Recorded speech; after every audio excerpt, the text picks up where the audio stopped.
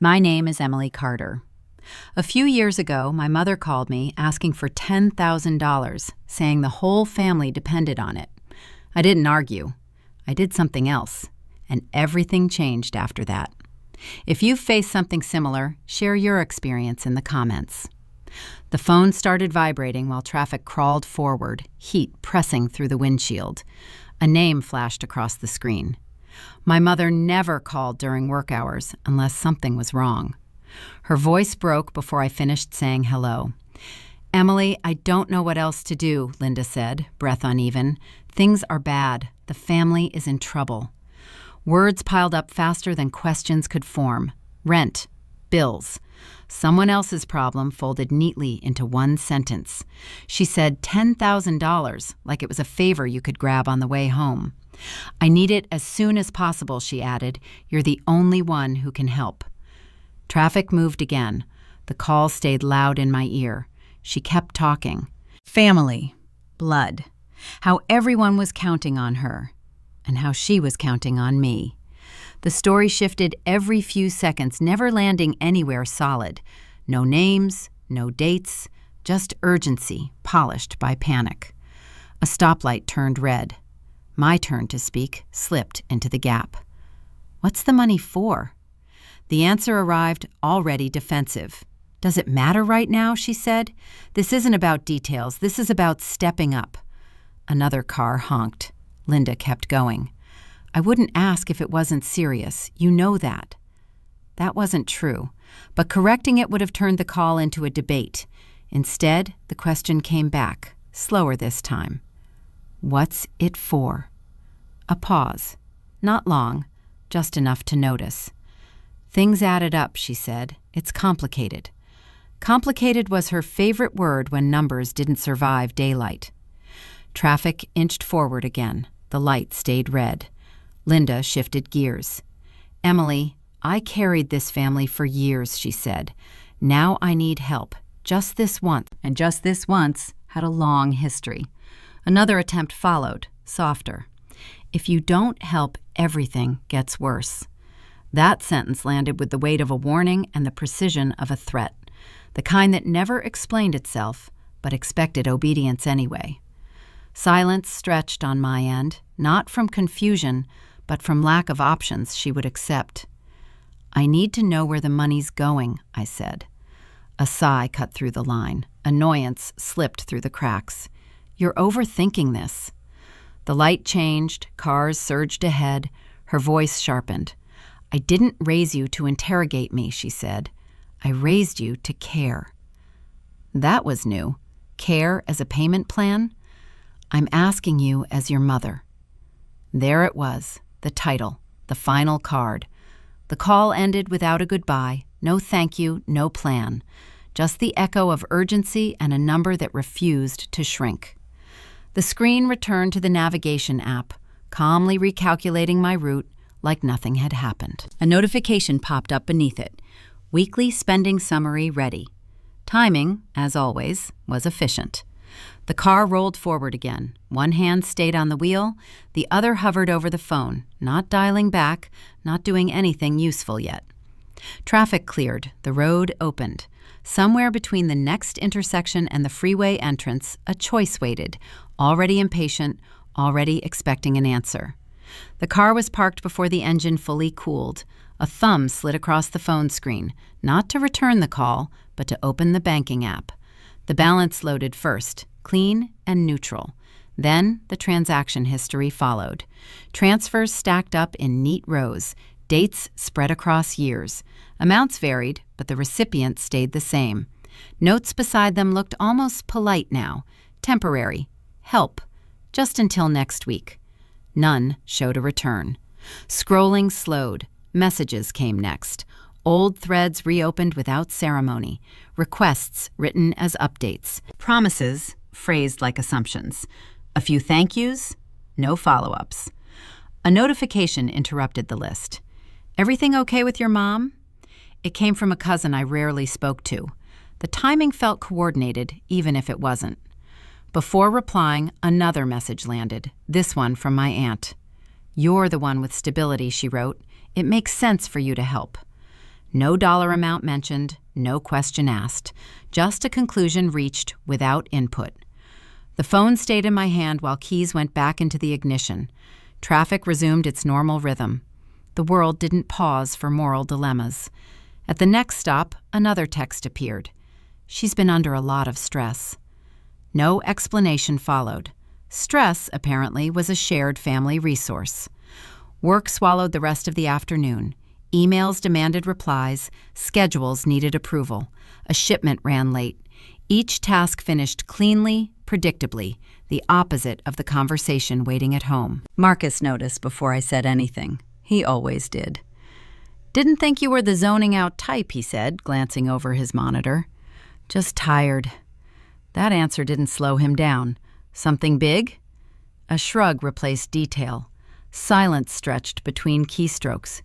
"You don't have to explain," Marcus said. "Just don't pretend nothing's happening." The truth came out clipped, stripped of decoration. "My mom asked for $10,000. He stopped typing. "For what?" No clear answer. Marcus leaned back slightly, not reacting the way people usually did. No whistle, no sympathy face. "That's a lot," he said. "Apparently not in my family." Another message buzzed. This time, a group chat I hadn't opened in months lit up. "Has anyone heard from Linda today?" A reply followed quickly. "She's overwhelmed." Then another. "Emily's talking to her." The phone went face down. Marcus didn't push. He rarely did. "Can I ask you something?" he said. "Sure." "If you say yes, just yes, what happens next?" The question sat there, bare and unhelpful in the way good questions usually are. "I don't know." "Someone else knows," he said, "and it won't be you."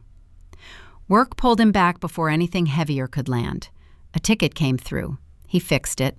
The moment passed. At lunch, the group chat kept working without me. We're all family. She wouldn't ask unless it was serious. She raised us all. That last one earned a few thumbs-up reactions. Digital approval traveled fast. Another private message slipped through. "You've always been the responsible one." Responsibility, apparently, had a forwarding address. An email from the bank arrived between meetings. "Your weekly account summary is ready." Timing again. Perfect, thoughtless timing. The report highlighted spending categories with color-coded bars: rent, utilities, savings. At the bottom, a note recommended setting alerts for large transfers. The system was polite. Prepare. It didn't care who was asking or why. A voicemail waited. Linda's voice filled the car later, strained but controlled now. "I didn't mean to upset you earlier," she said. "I just hoped you'd understand." No apology followed, just a softer version of the same request. Another message came in from my aunt before the voicemail ended. "Let me know if you need help convincing her." Convincing me of what exactly stayed unclear. The day wound down without resolution. Work tasks finished themselves. The drive home unfolded without drama. Groceries were purchased, a receipt printed. At checkout, the cashier asked if I wanted to round up to support a local charity. "Not today," I said. The answer came out easily. Back in the car, the phone buzzed again. A missed call. Then another. Marcus sent one last text before the evening swallowed it. "You don't owe answers to people who won't share responsibility." The screen dimmed after that. Traffic moved. Somewhere between the next light and the turn toward home, it became clear the pressure wasn't coming from one voice. It had a system behind it.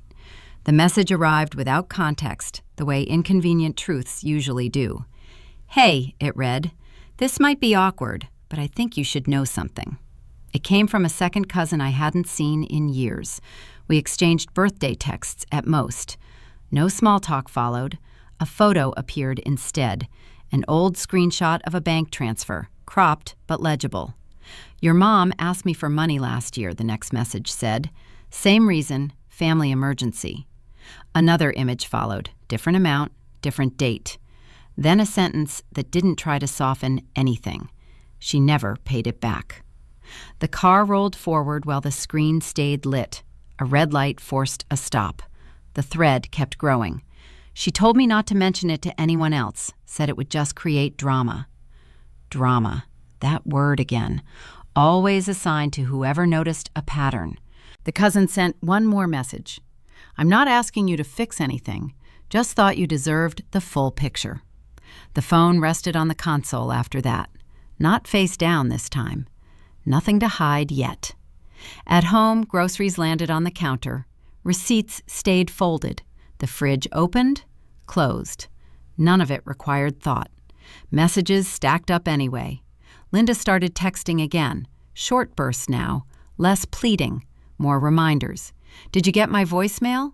This can't wait. We need to talk today. No question marks. Just urgency packaged as certainty. Another family member chimed in not long after. Don't make this a big thing, the message said. It's just money. That was new. Money, apparently, was both insignificant and mandatory.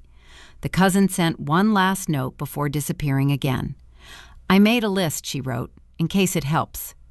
A document link followed. Curiosity 1. The list opened cleanly. Names, dates, amounts. Some small, some not. The reasons repeated like a copied line. Medical bills, rent gap, emergency help. Different years, same story. The file ended with a total that made my stomach tighten, though no comment arrived to explain it. Numbers spoke well enough on their own. Linda called again. The phone rang until voicemail took over. Emily, she said, voice steadier now, I don't know why you're pulling away. We raised you better than this. A notification interrupted the voicemail. Cloud storage almost full. Upgrade now? The timing felt personal, even though it wasn't. A text from my aunt followed minutes later. Families handle things privately. Nothing private about spreadsheets. Work the next day moved at its usual pace. Emails came, deadlines held. Marcus noticed the document open on my screen during lunch. That looks organized, he said. It wasn't meant to be. He glanced longer this time. You didn't make it. No. Marcus nodded once. No commentary, just confirmation. Another message buzzed before the afternoon ended. Why are you digging? Linda wrote. Do you want people turning against me? The question answered itself. By evening, the decision stopped feeling dramatic and started feeling procedural. A calendar invite was easier than another argument. Neutral language required less energy than defense. A video call link took shape. No subject line, no accusations, just time, date, and access. Recipients filled the list one by one. Aunts, uncles, cousins, anyone who had ever mentioned money and family in the same sentence. The invitation text stayed short. Hi, everyone. Given the situation, it makes sense to discuss this together. I'd like to talk openly about the request and how we want to handle it as a family. No blame, no demand. Send hovered for a moment longer than necessary. Before pressing it, another message arrived from Linda. Why are you doing this? No explanation followed. No request to stop. Just offense, delivered efficiently. Send went through. The confirmation popped up immediately. Invitation sent. The system didn't ask if this was wise. It didn't suggest reconsideration. Just a checkmark and a timestamp. Messages reacted faster. What meeting? Is something wrong? Can this wait? One person replied with a single word, finally. Linda's response came last. I can't believe you. No punctuation, no follow-up. The calendar filled itself. Accepts rolled in. A few tentative maybes appeared. No declines yet. Dinner cooked halfway before the phone buzzed again. Meeting scheduled, the app reminded me. Add agenda? No agenda felt more honest. The stove clicked off. A plate moved to the table untouched. The screen stayed open, glowing with confirmations. Tomorrow had plans now. The meeting opened on time because the platform insisted on it. A chime sounded. Squares filled the screen one by one. Faces appeared with muted microphones and cautious expressions. Some people adjusted cameras. Others didn't bother. Linda joined last. Can everyone hear me? Someone asked. A few nods. A few thumbs up. No one spoke first. I cleared my throat once and started before hesitation could take over. Thanks for joining, I said. I'll keep this short. No interruptions came. Even Linda stayed still. The request is $10,000, I continued. It's been framed as a family emergency. If that's true, then it makes sense to handle it as a family. Someone shifted in their seat. Another screen went dark for a second and came back. I'm not here to accuse anyone, I said. I just want clarity. Linda's mouth tightened. If we agree this is for all of us, I said, then the responsibility shouldn't sit with one person. Silence held. I'm proposing we split the amount evenly, I said. Whoever agrees can confirm now. No flourish followed. No explanation. Just the offer. The platform helpfully displayed participant names in a column. It also showed who was muted. Everyone. 10 seconds passed. 20. The chat window stayed empty. No yes, no no, not even a question. The screen felt heavier without sound. Linda unmuted herself. This is unbelievable, she said. You're putting everyone on the spot. I'm asking for shared responsibility, I said. You're embarrassing me, she shot back. This isn't how families work. A cousin leaned forward, then leaned back. An uncle glanced away from his camera. Someone's dog barked in the background before being dragged out of frame. This should have been private, Linda said. You're making me look irresponsible. The accusation hung there, unsupported. If anyone wants to discuss a different approach, I said, now's the time. No one spoke. The platform sent a small notification at the top of the screen. No one is sharing their screen. It felt oddly appropriate. Linda's voice rose. So that's it, she said? You just decided to turn everyone against me? No one corrected her. No one agreed either. I didn't decide anything, I said. I asked a question. You always do this, she said. You hide behind logic. Aunt Carol finally unmuted. This is uncomfortable, she said. Maybe we should take this offline. Happy to, I said. After we decide. That ended the suggestion. Linda laughed once, sharp and brief. I can't believe my own daughter would do this, she said. After everything I've done. The phrase landed and waited. No one picked it up. I'm done, she said. I won't sit here and be judged. The square with her name disappeared. The platform chimed again. Linda Carter has left the meeting. A system message followed, neutral as ever. Recording paused. No one had been recording. The silence that followed felt different, less tense, more final. Well, someone said, then stopped. Another relative cleared their throat. I didn't realize it was that much, a cousin said quietly. No response followed that either. The chat window remained empty, but the participant list told its own story. Everyone stayed. No one volunteered. I'll send a summary after, I said, so we're all aligned. A few nods appeared. Someone typed OK into the chat and deleted it before sending. The platform asked if we wanted to schedule a follow-up. No one clicked yes. One by one, people left. Some waved, some didn't. No closing statements came, no plan formed. The last square disappeared, leaving only my own reflection on the screen. The meeting timer stopped at 32 minutes. A prompt popped up. Would you like to rate your experience? I closed the laptop instead. Dishes waited in the sink. A notification buzzed through the closed lid anyway. A message from Linda arrived seconds later. You didn't have to do this. No punctuation, no request to talk. Another message followed. Everyone saw who you really are. That one ended with a period. The phone stayed face up on the counter. No reply went out. A group chat notification appeared next. No text preview, just the name. Family Updates. Someone had renamed it. The fallout didn't wait for morning. Messages started before sunrise, arriving in uneven waves, each one carrying a version of the same story. Linda had been busy. A cousin wrote first. She's not doing well, the message said. She thinks you're trying to humiliate her. Another followed from an uncle I hadn't heard from since last Thanksgiving. "She's heartbroken. You pushed her too far." No questions came with those statements, no requests for clarification, just conclusions delivered early and often. Linda called twice before breakfast.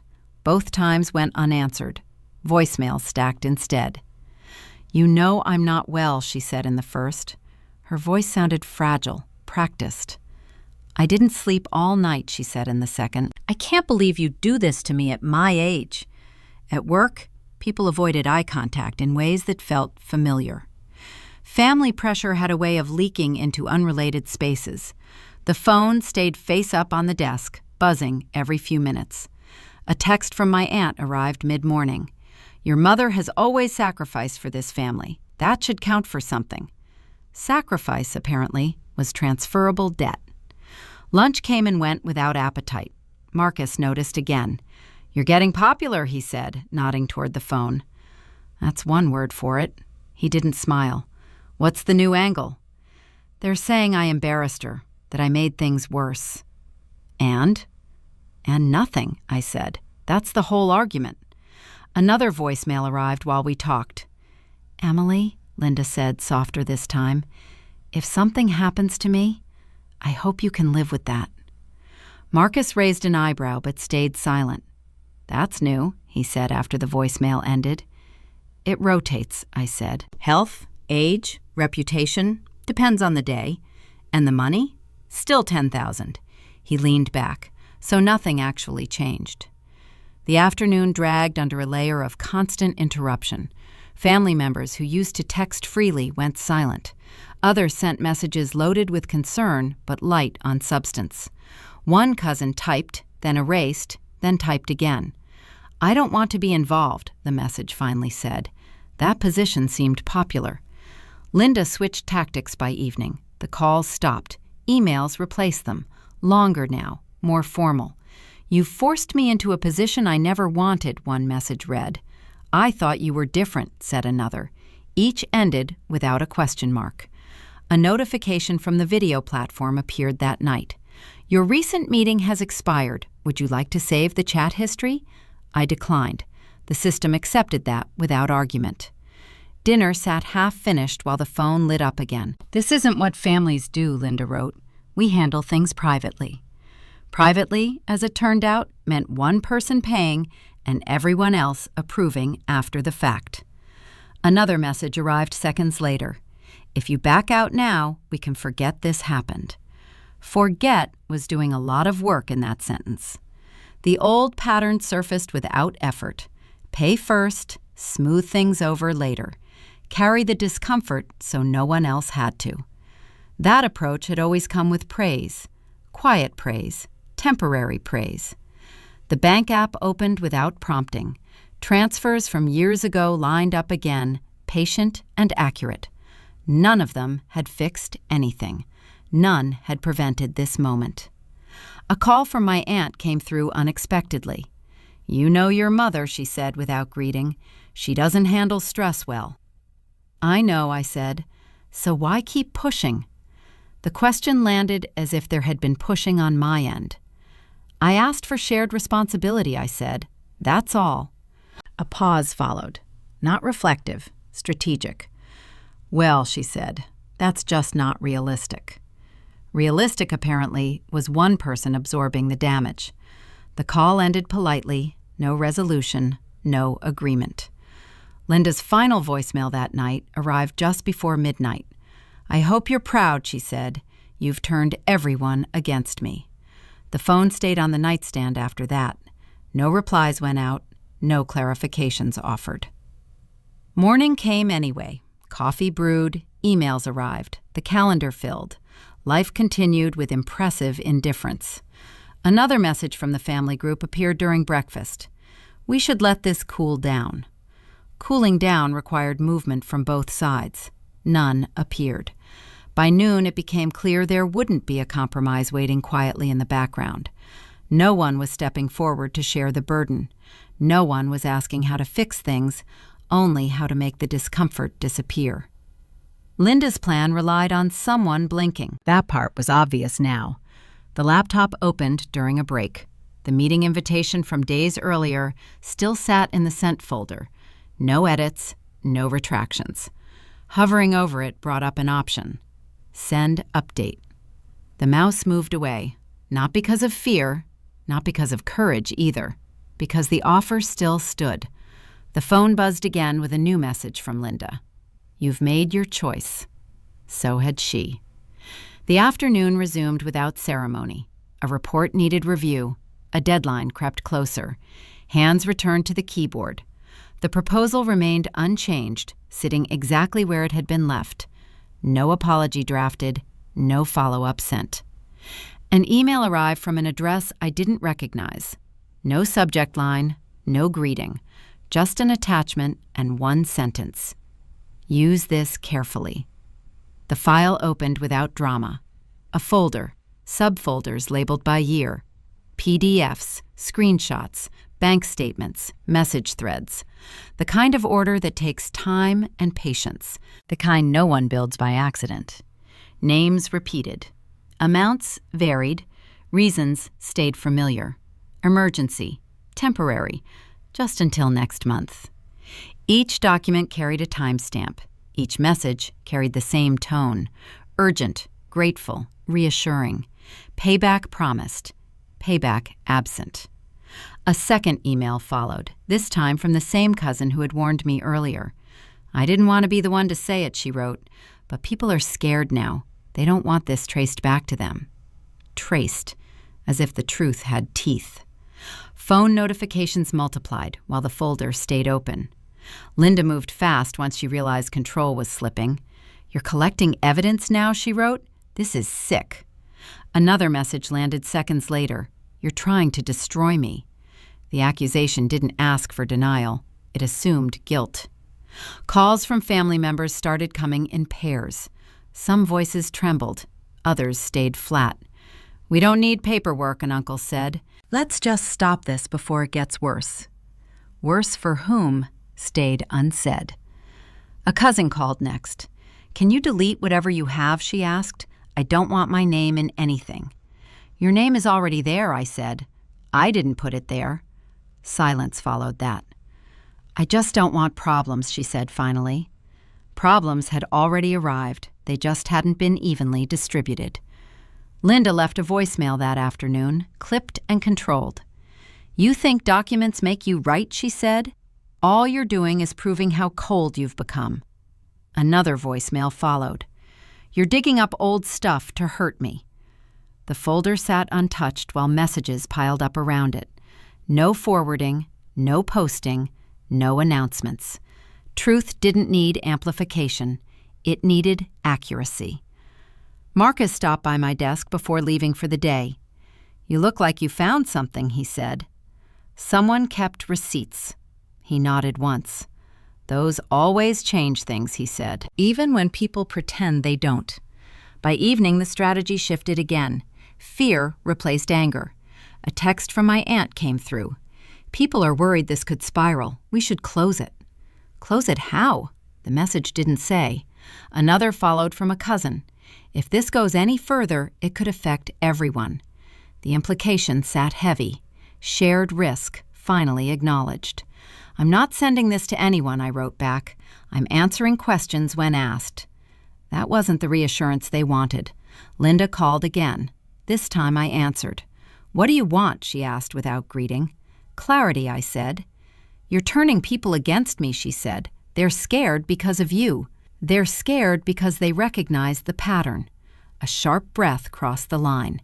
You think you're some kind of hero now, she said, digging through my past? I didn't dig, I said. People shared. That's because you made them, she snapped. The claim floated there, unsupported. I need you to stop, she said. This is going to ruin me. The sentence carried no apology, no acknowledgement, just consequence framed as threat. I haven't sent anything, I said. Yet, she replied. The call ended without resolution. A message from the video platform arrived later that night. Your meeting chat has expired. Another system notification followed. Files shared more than 30 days ago may be deleted. The timing felt precise, like the universe was cleaning up behind us. Messages continued privately. Questions came carefully now. Did she borrow from you, too? Is this real? How much are we talking about? Answers stayed factual. Screenshots shared one at a time. Names removed unless requested. No commentary attached. Trust shifted quietly. No announcement marked the change. People stopped defending Linda outright. No one stepped in to save her either. Linda noticed. "You're poisoning everyone," she wrote. "They won't look at me the same again." That part was true. Another family member sent a final plea. "Can we just move on?" Move on had always meant forgetting who paid. The folder closed after midnight, not because the work was done, but because there was nothing left to add. The truth stood complete enough to stand without explanation. A last message from Linda arrived before sleep. "You've crossed a line." The phone stayed still. Morning brought emails about work, deadlines, logistics. Ordinary pressure returned to its usual volume. The documents stayed where they were. No broadcast, no retraction. One thing had changed, though. The option to go back, to smooth this over, to write a check and pretend it fixed something, no longer existed. That door didn't slam. It simply failed to open when tried. The first request came early, wrapped in politeness. "Just until things settle," the message said. "You know how she is." The reply went out unchanged from the one prepared the night before. "I'm not providing financial support. That hasn't changed." No explanation followed, no softening. The sentence stood on its own. More messages arrived over the next few days, each dressed differently, all asking for the same thing. Some appealed to empathy. Others leaned on urgency. One tried humor. "Guess it never hurts to ask." It did this time. The response stayed consistent. "That won't be possible." After the third repetition, the requests slowed. People stopped testing the boundary once they realized it didn't bend. Family conversations shifted tone without announcement. Group chats stayed active but empty, like rooms people forgot how to enter. Messages that once filled entire afternoons shrank to short acknowledgments or disappeared altogether. Linda tried once more, switching channels. "You're really going to let this ruin everything?" she wrote. The answer stayed brief. "I'm not changing my position." That ended the exchange. By the end of the week, the questions moved away from me. They found their original source instead. An uncle called one afternoon, not to argue, but to clarify. "She borrowed from you too, right?" he asked. "Yes." "How much?" The number landed heavier when spoken out loud. He exhaled slowly. She never mentioned that. No surprise there. Another cousin followed up later. "Can she show us where the money went?" she asked. "People are asking." That question hadn't come up before. Accountability was new. Linda responded to the shift the only way she knew how, by escalating emotionally. "You've turned this family into an interrogation," she wrote. "I can't believe this is happening to me." The message received no replies. Not from me, not from anyone else. A system notification arrived that evening. "Group chat activity has decreased. Would you like to mute notifications?" Yes. The silence that followed wasn't dramatic. It was procedural. Conversations moved on without commentary. Decisions happened without consultation. Another automated message arrived from the bank. "Reminder, large outgoing transfers require confirmation." The timing felt pointed, even though it wasn't. Marcus noticed the change before I said anything. "They stopped calling?" he asked. "They stopped asking," I said. Same difference. At work, focus returned. Meetings ran on schedule. Tasks closed cleanly. The personal chaos lost its ability to interrupt. Family members began contacting Linda directly with questions she couldn't redirect. "Can you send a breakdown? Do you have dates? Who else did you borrow from?" Each question chipped away at the version of events she had relied on. No one accused her outright. They didn't need to. Linda tried framing herself as overwhelmed. "They're ganging up on me," she said in a voicemail. "I don't deserve this." The message ended there. No request for help, no denial of facts. Another system email arrived the next day. Cloud storage nearing limit. Receipts take up space. A cousin messaged later that afternoon. "She won't answer anymore," the text said. "She says she feels attacked." The choice of words did its usual work, but the effect had changed. Sympathy existed, but it no longer translated into action. The pressure reversed direction quietly. No meeting marked it, no statement announced it. People simply stopped asking me to fix things. Linda's texts grew shorter. "I hope you're happy." That one came without context and received no response. A group chat renamed itself again, Logistics. Nothing followed. No messages, just a title acknowledging reality. Bills continued arriving. Work continued expecting output. Life returned to its standard demands. One evening, another notification appeared. Payment reminder scheduled. No name attached. Just a due date and an amount. The system didn't care who owed whom. It just tracked what hadn't been resolved. Linda called once more near the end of the week. The phone rang until voicemail took over. "You're not answering anymore," she said. That says everything. The statement stood alone, unsupported. Dinner cooked. Dishes waited. The phone stayed where it was. Later that night, a final message arrived from my aunt. "I think we all see things more clearly now." No elaboration followed. None was needed. The outcome had taken shape without anyone declaring it. Responsibility returned to its rightful place. Pressure redistributed itself. Nothing felt triumphant. Nothing felt dramatic. The calendar updated automatically the next morning.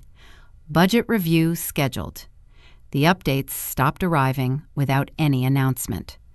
No one said the situation was resolved. No one declared a conclusion. Messages simply thinned out, then disappeared, the way conversations do when there's nothing left to negotiate. Linda didn't call anymore. Family group chats stayed dormant. The last message sat there unanswered, growing older by the day. No reminders followed, no follow-ups appeared. Even concern seemed to run out of energy. An uncle mentioned it once during a short phone call. "She's dealing with it," he said. That was all. No details, no sympathy request. Another cousin sent a brief text later that week. She asked if anyone could co-sign something. No one did. The sentence landed flat, factual. No commentary followed. Bills don't care about history. Credit doesn't respond to emotion. Deadlines remain unimpressed by family titles. Linda had reached the point where explanations no longer worked. A message arrived from her one afternoon, shorter than the others. "I'm handling it." No request attached, no accusation, just a statement. The phone stayed still after that. Work moved forward without interruption. Projects closed. Meetings ended on time. Marcus stopped checking in as often, not because he didn't care, but because there was nothing left to manage. "Looks like things settled," he said one evening while packing up. "They stopped moving," I said. Sometimes that's the same thing. A system email arrived that night. "Your automatic savings transfer has been completed." The amount posted cleanly. No delay, no reversal. Another notification followed. No pending payment requests. That one felt unnecessary, but accurate. There was no final confrontation, no last conversation where everything got explained or forgiven. Linda never apologized. No one asked her to. The family didn't hold a meeting to clear the air. They didn't need to. Silence handled it. Responsibility returned to its original owner without ceremony. Linda stopped being framed as overwhelmed and started being treated as accountable. No one celebrated the shift. No one offered comfort either. A cousin sent one last update weeks later. She sold the extra car. No reaction required. Boundaries didn't need reinforcement anymore. They had become the default. I didn't announce anything. No declaration went out. Financial settings stayed the same. Contact preferences remained unchanged.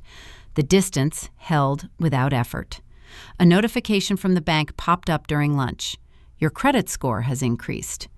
The timing made me pause, not because it mattered emotionally, but because systems tend to notice stability faster than people do.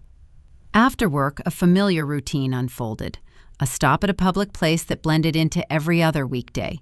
Lights overhead, voices overlapping, nothing remarkable enough to remember later. The phone stayed in my bag. No calls waited, no messages pressed for attention. At the counter, the total displayed. A card tapped. Approval came through immediately. Receipt, the cashier asked. No, I said. The answer felt automatic. Outside, traffic moved as usual. People crossed streets with purpose, none of them aware of what had ended quietly somewhere else. Linda didn't reappear with a new version of the story. No emergency followed. No sudden reconciliation attempt surfaced. The absence held. At home, mail waited on the table. Utility bills, a flyer, nothing handwritten. One envelope caught my attention, a standard notice from a financial service. Your request has been processed. I hadn't made a request recently. Then it clicked, an old authorization finally expiring, removed without drama. The system did what it was designed to do. Dinner came together without thought. Plates were washed. The evening passed without interruption. Another message arrived just before sleep, this one from my aunt. I hope you're okay. No pressure followed it, no expectation attached. I am, I replied. That was true, but it wasn't the point. Nothing about the ending felt like a victory. No satisfaction rose from it. No relief demanded acknowledgement. The result wasn't emotional. It was structural. Control had shifted back to where it belonged. That was all. The calendar updated for the next week. Work filled the hours. Plans stayed modest. On the way out of a familiar public space the next evening, the doors closed behind me with the same sound they always made. People passed in both directions, carrying their own unfinished business. The phone stayed silent. There was nothing left to explain. Nothing left to pay for. Just movement forward, uninterrupted, with no debt attached.